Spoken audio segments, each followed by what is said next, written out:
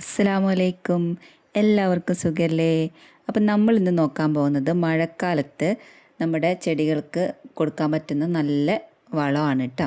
അപ്പോൾ ഈ മഴക്കാലമൊക്കെ ആകുമ്പോൾ നമ്മുടെ ചെടികളൊക്കെ നന്നായിട്ട് ചീഞ്ഞു പോകും. പിന്നെ അതുപോലെ തന്നെ കായ്ഫലൊക്കെ വളരെ കുറവായിരിക്കും. അപ്പോൾ അതിന് നമ്മൾ കൊടുക്കുന്ന നല്ല അടിപൊളി വളമാണ് ഇന്ന് കാണിക്കുന്നത്. 2 കമ്പോസ്റ്റ് ഞാൻ തയ്യാറാക്കുന്നുണ്ട് കേട്ടോ. ഇത് ഞാൻ ഉണ്ടാക്കി വെച്ച വെജിറ്റബിൾ കമ്പോസ്റ്റാണ്. അതിൻ്റെ താഴെ ഉള്ളത് സ്ലറിയാണ് കേട്ടോ. അപ്പോൾ അതിപ്പോൾ നമ്മൾക്ക് വേണമെങ്കിൽ ഒഴിച്ചു കൊടുക്കാം. ഒഴിച്ചു കൊടുത്തിട്ട് കാര്യമൊന്നുമില്ല. ലിക്വിഡ് പോലെയുള്ള ഇതൊക്കെ നമ്മൾ ഈ മഴക്കാലത്ത് ചെയ്ത് കഴിഞ്ഞാൽ മഴ പെയ്യുമ്പോൾ അതൊക്കെ ഒലിച്ച് പോവുള്ളൂ കേട്ടോ. പിന്നെ അത് മാത്രമല്ല, മണ്ണിലുള്ള സത്തുക്കളൊക്കെ മഴ പെയ്യുമ്പോൾ ഒലിച്ച് പോകും. അപ്പോൾ അതുകൊണ്ട് തന്നെ നമുക്ക് കായ്കളൊക്കെ ഉണ്ടാവാൻ കുറച്ച് പാടായിരിക്കും മഴക്കാലത്തൊക്കെ. അപ്പോൾ മഴക്കാലത്ത് നന്നായിട്ട് കായ് പിടിക്കാനും ഒക്കെ വേണ്ടിയിട്ട് നമുക്ക് ഇതുപോലെ സിമ്പിളായിട്ടുള്ള വളങ്ങൾ ഉണ്ടാക്കി വെക്കാം. അപ്പോൾ ഞാൻ ഈ ഉണ്ടാക്കിയത് കമ്പോസ്റ്റാണ് കേട്ടോ, വെജിറ്റബിൾ കമ്പോസ്റ്റ്. ഇതിൽ മുട്ടയുടെ തോടും ഒക്കെ ഉണ്ടായിരുന്നു. അപ്പോൾ ഞാനിത് ഇട്ട് കൊടുക്കുന്നത് വഴുതനങ്ങക്കാണ്. അപ്പോൾ ഇതിങ്ങനെ ചെടിയുടെ കടക്കൽ നിന്ന് കുറച്ച് മാറ്റി ഇട്ട് കൊടുക്കണം. എന്നിട്ട് നമുക്ക് വേണമെങ്കിൽ കുറച്ച് മണ്ണ് അതിൻ്റെ മേലെ ഇട്ട് കൊടുക്കാം കേട്ടോ. ഇട്ട് കൊടുത്തിട്ടില്ലെങ്കിലും കുഴപ്പമൊന്നുമില്ല.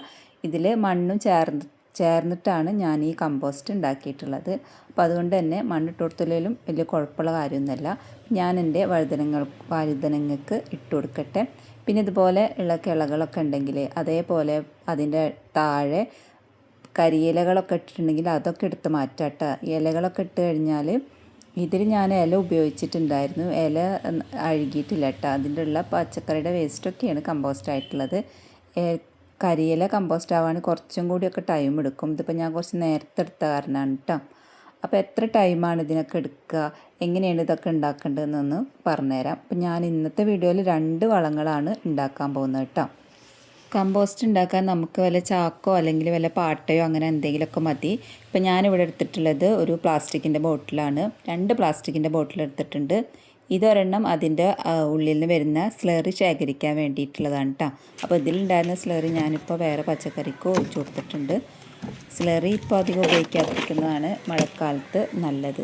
വേണമെങ്കിൽ മഴയൊക്കെ ഒന്ന് ഒതുങ്ങുമ്പോൾ ഒഴിച്ചു കൊടുക്കാം. പിന്നെ നമ്മൾ ഈ ഒരു പ്ലാസ്റ്റിക്കിൻ്റെ ബോട്ടിൽ അടിയിൽ ഹോളിട്ടിട്ടുണ്ടായിരുന്നു. മൂടിക്കൊരു ഹോളിട്ടിട്ട് പിന്നെ അതുപോലെ അടിവശം കട്ട് ചെയ്തിട്ട് എടുത്തിട്ടുണ്ട് കേട്ടോ. ഫുള്ള് കട്ട് ചെയ്തിട്ടില്ല, ഇതേപോലെ ഓപ്പൺ ആക്കി വെച്ചേക്കണം കേട്ടോ. അപ്പോൾ നമ്മൾ വീട്ടിലെ സാധാരണ പച്ചക്കറിയുടെ വേസ്റ്റ് കൊണ്ടാണ് ഈ ഒരു അടിപൊളി കമ്പോസ്റ്റ് ഉണ്ടാക്കിയെടുക്കുന്നത്. അപ്പോൾ അതെങ്ങനെ ഉണ്ടാക്കാമെന്ന് നോക്കാം.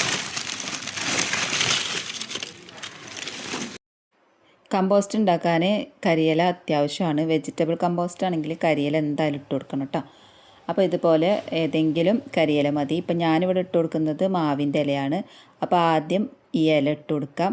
എന്നിട്ട് അതിൻ്റെ മുകളിലേക്ക് നമ്മൾക്ക് നമ്മുടെ വീട്ടിലുള്ള പച്ചക്കറിയുടെ വേസ്റ്റ് ഏതൊക്കെയാണോ, പച്ചക്കറിയുടെ വേസ്റ്റ് മാത്രമല്ല, പിന്നെ ചായപ്പിണ്ടി ഉണ്ട്, മുട്ടത്തോടുണ്ട്, അതുപോലെ തന്നെ നമ്മുടെ തേങ്ങ ചിരകിയതിൻ്റെ പിണ്ടിയുണ്ട്, ആ ഒരു തേങ്ങാപ്പാലെടുത്തതിന് ശേഷമുള്ള ആ ഒരു സംഭവമില്ല, അതൊക്കെ ഉണ്ട്. പിന്നെ എല്ലാവിധ പച്ചക്കറിയുടെ വേസ്റ്റും ഉണ്ട് കേട്ടോ. ക്യാരറ്റിൻ്റെ വേസ്റ്റ് ഉണ്ട്, പിന്നെ പയറിൻ്റെ വേസ്റ്റ് ഉണ്ട്. അങ്ങനെ ഒട്ടുമിക്ക എല്ലാതും ഉണ്ട്. പിന്നെ സവാളയുടെ തൊലി, വെളുത്തുള്ളിയുടെ തൊലി, അങ്ങനെ എല്ലാം ഉണ്ട് ഇട്ടതിൽ. അപ്പോൾ ഇത് നമ്മൾക്ക് ഇട്ട് കൊടുക്കാം. അപ്പോൾ നമ്മുടെ വീട്ടിൽ അന്നുള്ളത് നമുക്ക് ഇതേപോലെ ഇട്ട് കൊടുക്കാം കേട്ടോ. കുപ്പിയിലേക്ക് ഇതേപോലെ ഇട്ട് കൊടുക്കാം. ഒരു ദിവസത്തെ പച്ചക്കറിയുടെ വേസ്റ്റൊക്കെ ഇട്ട് കൊടുത്തതിന് ശേഷം നമുക്ക് അതിൻ്റെ മുകളിലേക്ക് വീണ്ടും കരിയില ഇട്ട് കൊടുക്കാം കേട്ടോ. അധികം ഒന്നും ഇട്ട് കൊടുക്കണ്ട, കുറച്ചിട്ട് കൊടുത്താൽ മതി. എന്നിട്ട് നമ്മൾ ആ ഒരു ബോട്ടിൽ നിറയുന്ന സമയത്ത് നമുക്കതിൻ്റെ മേലെ കുറച്ച് മണ്ണും കൂടി ഇട്ട് കൊടുക്കണം. ഇത് ഈ ഒരു കമ്പോസ്റ്റ് നമ്മൾ മഴക്കാലത്ത് ചെടികൾ നന്നായിട്ട് തഴച്ച് വളരാനും അതുപോലെ തന്നെ നന്നായിട്ട് കായ്ഫലം ഉണ്ടാവാനൊക്കെ വേണ്ടിയിട്ടുള്ളതാണ് കേട്ടോ.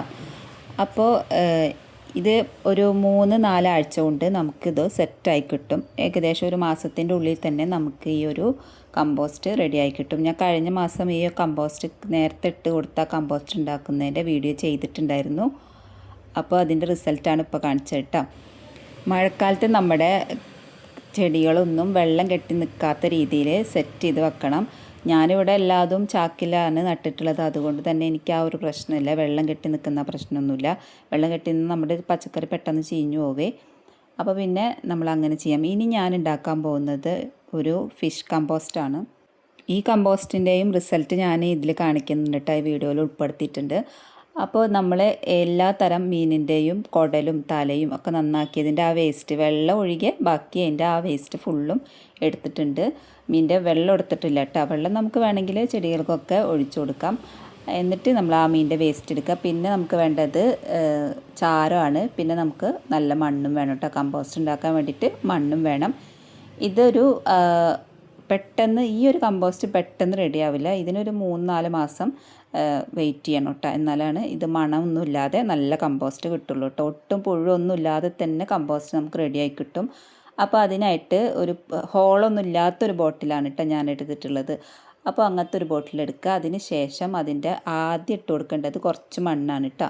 ഫസ്റ്റ് മണ്ണിട്ട് കൊടുക്കണം. പിന്നെ എന്നിട്ട് നമ്മൾ ഈ ഒരു മീനിട്ട് കൊടുക്കുക. എന്നിട്ട് പിന്നെയും മണ്ണിടുക. എന്നിട്ട് പിന്നെ അതിൻ്റെ ഇടയിൽ കുറച്ച് ചാരിട്ട് കൊടുക്കുക.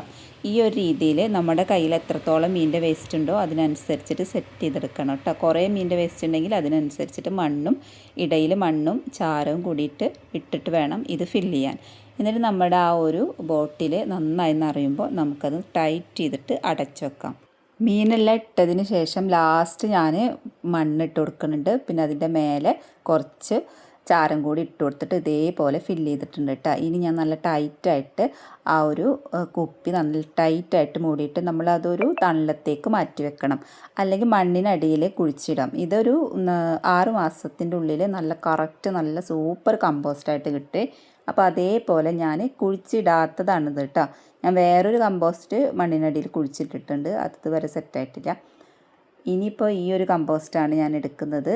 ഇത് പിന്നെ കണ്ട ഇതേപോലെ നല്ലൊരു അങ്ങനെ വെള്ളത്തിൻ്റെ ഒരു അഴുക്കോ ഒന്നുമില്ല. ഇനി നമുക്കിതിൽ കൂടുതൽ വെള്ളം പോലെ തോന്നുന്നുണ്ടെങ്കിൽ അതിനനുസരിച്ചിട്ട് മണ്ണും ചാരവും ഇട്ട് കൊടുത്താൽ മതിയിട്ട്. ഇടയ്ക്ക് ഇത് തുറന്നു കൊടുത്തിട്ട്. അപ്പോൾ ഇതിന് വലിയ ബാഡ് സ്മെല്ലൊന്നുമില്ല. മണമുണ്ട്, ഇല്ല എന്നൊന്നും പറയില്ല. പക്ഷേ അത്ര അധികം മണമൊന്നുമില്ല കേട്ടോ. അപ്പോൾ ഞാൻ ആ ഒരു ബോട്ടിൽ നിന്ന് ആ ഒരു വളം ഇതെടുത്തിട്ടുണ്ട്. ഇനി ഇതാ നോക്കിയ ഈ കമ്പോസ്റ്റൊക്കെ ഒട്ടും പുഴുവൊന്നുമില്ല. ഇതിപ്പം